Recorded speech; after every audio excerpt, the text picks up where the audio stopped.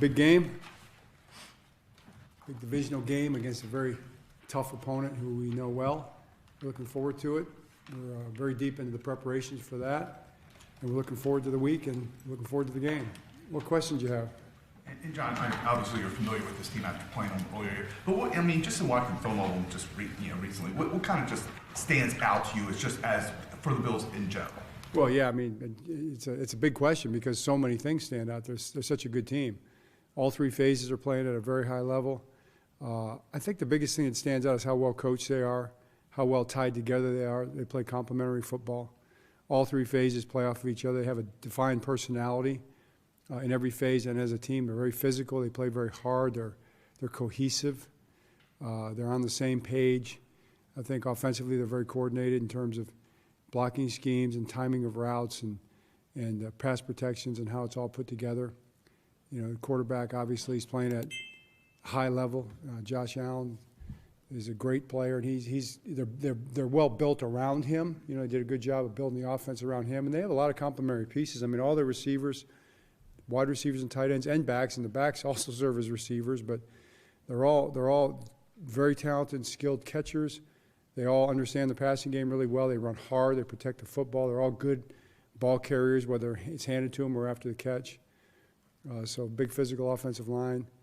Defensively, very active, very, very tied together defense.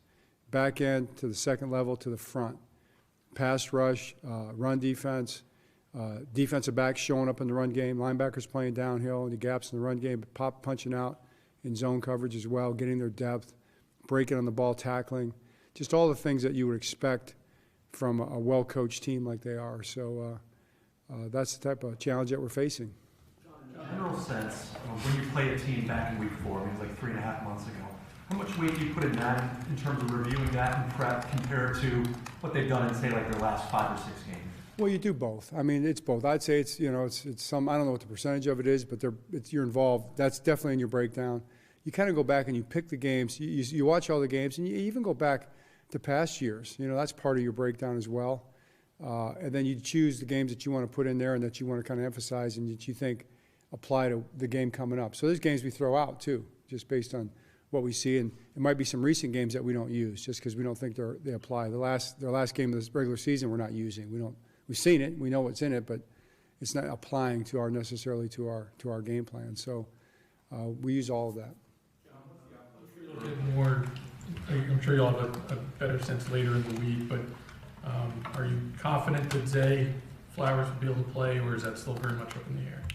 Yeah, that's in we'll see mode. He's working hard to get back, and we'll see toward the end of the week if he's practicing, and he could play without practicing for sure if he feels healthy enough and if it's safe for him.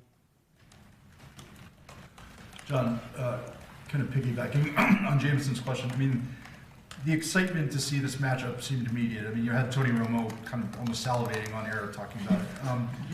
Is there a part of you that can step outside of it for a second and just say, as someone who loves football, this is a matchup that everybody should want to see? Oh, absolutely, absolutely, Charles. I mean, you kind of feel grateful to be a part of it. I mean, it's a privilege. You know, it's a privilege to be a part of a game like this. You know, this is a big game. It's a divisional game. I mean, these divisional games are really hard to win. You know, if you look back over the years. I mean, because you're playing the best teams. I mean, there's the 4 best teams in the AFC, the 4 best teams in the NFC are still alive, and you know, to get to the Super Bowl, if you want to take a step out, you've got to win 2 games now. Whoever gets the Super Bowl has got to win 2 games against the best in their conference. That's tough, really tough, and. So to be a part of that, just in that sense, is really amazing. And then you get a chance to play a team like the Bills, who've been perennially in that group, just super talented, well-coached type of a team, on that stage, you know, in their place. You know, it's going to be cold, it's going to be blustery, all that. You know, I can picture John Facenda coming down, you know, from the heavens and narrating the preview to the game. So it's great. Yeah, we're excited about it. John, you mentioned you look at the Week 4 game and at more recent games. You guys won that Week 4 game big. What worked well for you in that game as you go back and look at it? Well, I mean, you saw the game. You were there, Bo. You know what worked well. First play was a good play. That was a good play for us. But,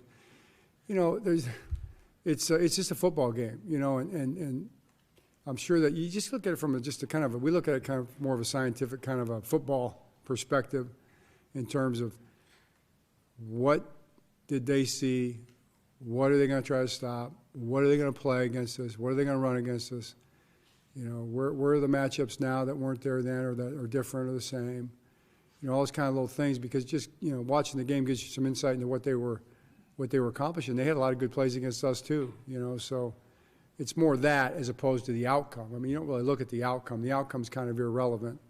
It's more just the predictive aspect of it in terms of what you think you might get going forward. John, we know was trying to stop you guys' offense. A lot of it is trying to stop that second and third play with Lamar. Similar with Buffalo's offense, how important will it be to kind of stop some of those, long-winded plays that they see? Long-winded plays, I like that. The long-winded play, that's a good way to say it, The two-play quarterback, I might add, is Todd. Todd needs to acknowledge the fact that he got that from me, just for the record. I know he likes to take credit for that, but that just so you know where that came from. Just Is there evidence of you saying that? Well, just ask him. He'll tell you. I mean, everybody knows. Everybody that's in the inside knows. So I get an opportunity to get that out there finally, because I don't think he's acknowledged that yet. I've noticed. You see, he liked it so much he kind of took credit for it. My brother has that same, thing about him. So, where were we? The long-winded quarterback. The long-winded plays. It's critically important. I mean, that's the challenge, because the first play they run is really good too. The on-time in rhythm play, run or pass, is really challenging. Then the second play or the third play, in the case of Josh or Lamar, becomes the next challenge. And so everybody's got their part in the first part of the play, in the pursuit or the plaster or the keep the ball in front or the tackle or the angle part of the play, whatever it might be. Continue the rush, make a smart rush in terms of how you tackle, how you push a guy out of bounds. All those things are a big part of it. John, the drone incident on Saturday was the second time that's happened here. Can you walk us through when you learned that it was a drone, and what does that do to you as a coach when you learn the game stops and to throw it? Well, I think we were at the line of scrimmage, and all of a sudden the referees, you could tell they got buzzed in their ear, and they stepped up and they stopped the play. Then we have one of the referees that's not doing the game is with the coaches, so you get a little quicker information. Normally it would be the side judge would come over and tell you, but now he's right there to tell you, hey, they're going to stop play, there's a drone. He just told me that. They're looking at a drone. And so I just told our play callers that, that's what we're doing. And really at that point, you just wait. I mean, it's not really anything you can do about it. It becomes like a commercial timeout just a little bit, and you continue to kind of talk about your strategy. It really is what you do. It's just an opportunity to kind of make sure that we're thinking the same way within the game. That's about it. We don't think too much about it as a drone situation per se. Lamar, in the second quarter, Lamar got kneed in the back pretty hard. Do you anticipate him limiting his participation at all throughout the week as far as practice time? Doesn't look that way from what I've been told. Coach, how would you say these two teams have evolved since the earlier matchup this year? I mean, is there anything that you can discern between the difference from the first time you met them to coming up? Yeah, I mean, I think across the board, both teams are better, in every way, really. I mean, I don't think either team has taken a step back in any way. Both teams are better across the board. I think both teams are kind of, define their personalities a little bit more over the course of the seasons, and kind of what you'd expect at this point.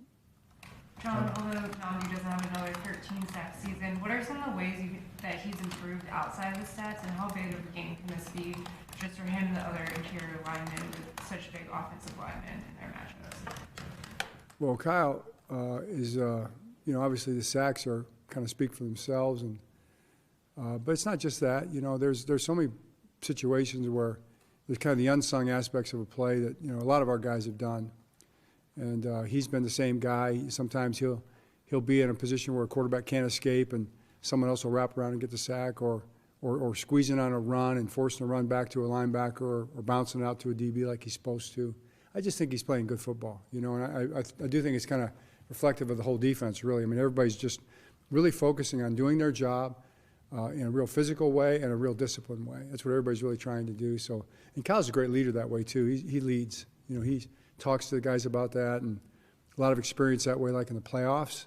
So he's been talking to the guys about playing good, disciplined, high-effort football. The offensive line has obviously been pretty critical to the success. And if you just, think back to like beginning of the season to now, obviously you guys have found that, they've found their footing. What has stood out to you about, a guy like Daniel Falele playing, new position and Patrick McCarry doing what he's been able to do throughout the course of the year without, missing a beat or missing any time? Right. Well, I think the offensive line, just like every position, but it's kind of there's a lot of individual stories in there. The 5 individual starters, and there's others too that in the depth part of it. And if you get into that room, you kind of see that each guy's got his own story, but probably as a whole, it's probably just steady improvement. They've been through a lot. You look back at the Joe D situation, and then the fact that it was 3 new guys and all that kind of stuff, and some of the doubts and all that kind of stuff that they dealt with. I really feel good and proud of them, but really we don't think about it too much right now, Brian. It's just more about preparing for this game and the challenge that this defense presents our O-line, just like every position.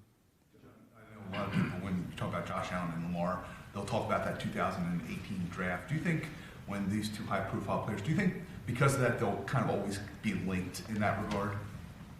Yeah, probably. They came out in the same draft, highly successful. They'll probably always be linked. Yeah. Obviously, the Lamar touchdown to Justice at the end of that half was such a highlight play, but right before that, Isaiah Likely had, I think it was a 19-yard catch, had a big stiff arm, didn't get out of bounds, and he takes the ball and sprints all the way to the hash, and you guys are able to clock it really quickly. I mean, how impressive, understanding it's a playoff game, that situational awareness, and knowing how important the time was then on that last play. So impressive. I mean, there were so many situational aspects to that game that our guys really did a good job of that you may notice and you may not. And you notice, and that's a great point. I mean, that's one of the things that we work on really hard. We work on it all the time. But he takes that ball right back to the hash, gets on the ground. Everybody sprints up. Lamar makes sure everybody's set first. Everybody's legal. Ball gets snapped. Now we have, is 11 seconds the difference? There was 11 seconds left, I think, with the play, as opposed to 9 or 8 or something like that. That's the difference, right? So to your point, then you think about just the fact that we were able to be in that situation. I think didn't Thailand have the conversion on was that drive? Was it that drive? I think it was, where he had to cut the ball on the sideline, right? If you don't, and we're at third or second forever on that, so Lamar and with the clock running down, there's only about 28 seconds left at that point, and he pushes forward for the first down. I mean, all those things give you a chance, at the end to have a great play like that happen. When you talk about those 2 play quarterbacks, did you feel like those guys existed when you first started coaching in the league, or is that something that you guys have had to account for more and more over the years? They existed, yes, but you have to account for them more and more. Exactly right. It seems like most guys now are kind of like that. I mean, like a guy like Bo Nix comes into the league this year, and he's that kind of a guy. And Justin Herbert's that kind of a guy. I mean, they're kind of everywhere now. It seems like that's more the mold now. It used to be breaking the mold. Now it seems like it's becoming the mold. Roethlisberger gave you a few second plays. Oh, well, yeah, we're used to it, man. We've been talking about plaster and extended plays in Baltimore for a long time. You're right, with Big Ben. You guys missed Teron Johnson and Matt Milano in that Week 4 matchup. How important are they to how Buffalo wants to defend the ball with lighter personnel?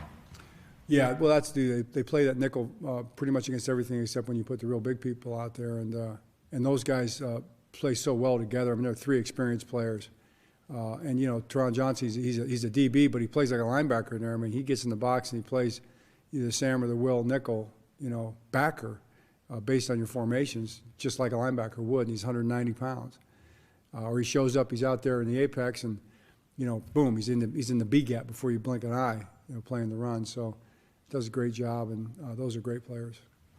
John, you opted against bringing Deontay Hardy back off IR. Do you anticipate he'll be available this week, or is it still, you're not sure yet? Well, I'm not sure yet. He'd been gone for quite a while, and he had the physical situation, had some personal things he was dealing with. But he's working hard in practice last week, and you just got to make sure a guy's ready. You know, he's in shape and mentally ready. I mean, he tells me he in his mind he's ready. I can tell you that. He wants to play, and we'll just have to see. But Steven is a guy that we also have confidence in, and you know, I know he had a couple balls gone on the ground last week. This is windy, lefty. He was bombing the ball for sure, and you know, with the one on the very first one, you know, just I don't know if he lost track of where he was at, but we don't want to be backing up inside the 8-yard line and catching those kind of punts. Just let that, give it a chance to go in the end zone, right? And so he'd like to have that one back, and then he decided to not field two of the other ones, and turned out okay for us the way they bounced. So, but he's done well. He's an experienced guy, and he'll do well back there too. So we're confident. Or if Tylen was back there, we'd be confident with Tylen too. Those guys all do a good job. John, it seems like defensively, offenses are, I don't know whether it's the schematic things you guys are doing or whether they're just making a concerted effort, but it seems like they're trying to attack Brandon Stevens. How do you feel like he's handled it, and why does it seem like the ball continues to go that way?